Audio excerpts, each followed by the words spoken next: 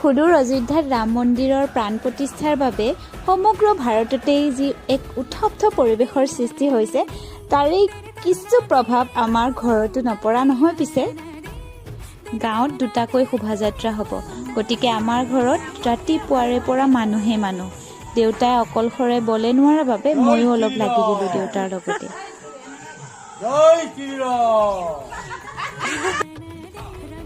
সেইফালে আছিলে বজৰংবলী আৰু এইফালে ৰামচন্দ্ৰ আৰু লক্ষ্মণ। আৰু আমাৰ বজৰংবলী পিছে চাইকেলতহে যায় দেই, ওপৰেদি নাযায় আকৌ। তাৰপাছত এয়া শোভাযাত্ৰা আহিলে। ৰাম মন্দিৰ চোৱাৰ ভাগ্যকণ আছেনে নাই সেইটো নাজানো, গতিকে আমি ইয়াৰ পৰাই সেৱা ল'লোঁ যাতে সকলোৰে দিন ভালে কুশলে যায়। আৰু এয়া চাউল দিছিলে আমাক প্ৰসাদ হিচাপে, আমি সেৱা কৰিছিলোঁ যিহেতু। তাৰপাছত এইটো আন এটা